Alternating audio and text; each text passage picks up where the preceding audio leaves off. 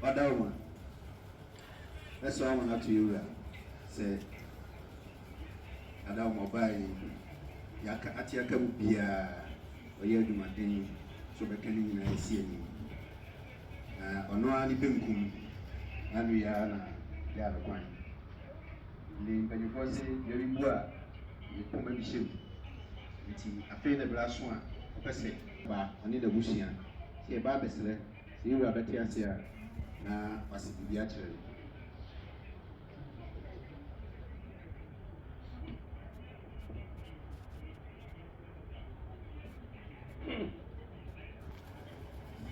so they want to make ni Gyaasehene to say madam aye wa Benkumhene wo fa man wo ba so otu aso Adama, some there was some papa. Said the Buabasa son, but you say, oh, what are they going to me? Madame Oyadi, why what one, your banana called Horticum? Most of you be away. Said the Buabasa, no one know about Kurum. And Penny you have to sweat, might be here. Madame, or call you also your wife.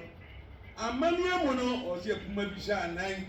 Asabe ebe gratitude by na so abotenu unyansa ohwema bibia ada jojojojojo na sabe Buabasa so no ono an yemba na sinimu ba na sabe watu ana odi akodwan na so do de hene nunyam na sabe yetimeti ni nua Gyaasehene ha do mo sre na fa e Benkumhene dwan mo sre oda ma kwan ha oda me du pase bibia chire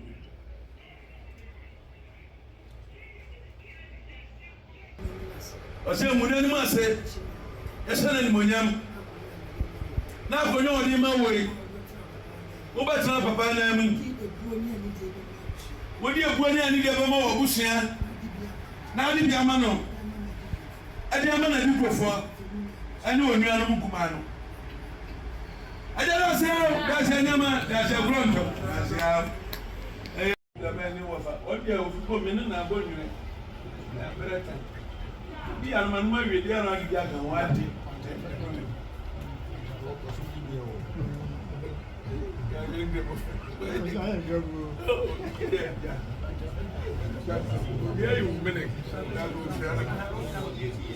aya mo ngwa tana to ma we ngwa tana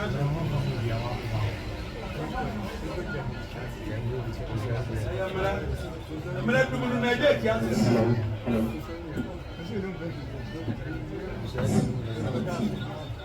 I am not doing no.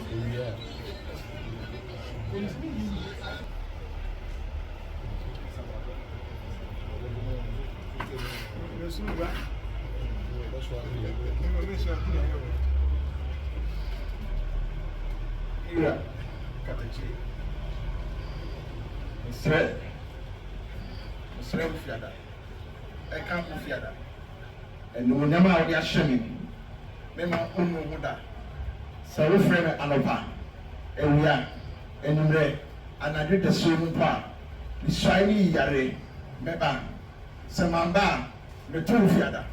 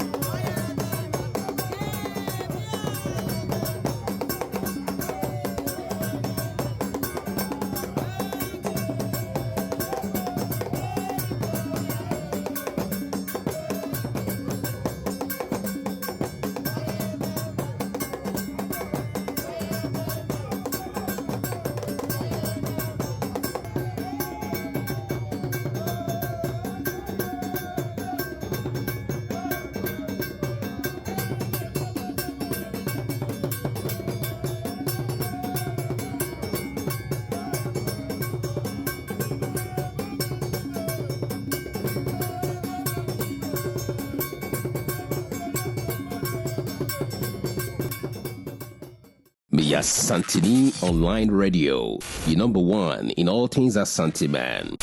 Culture, traditions, and people. Tune in and enjoy.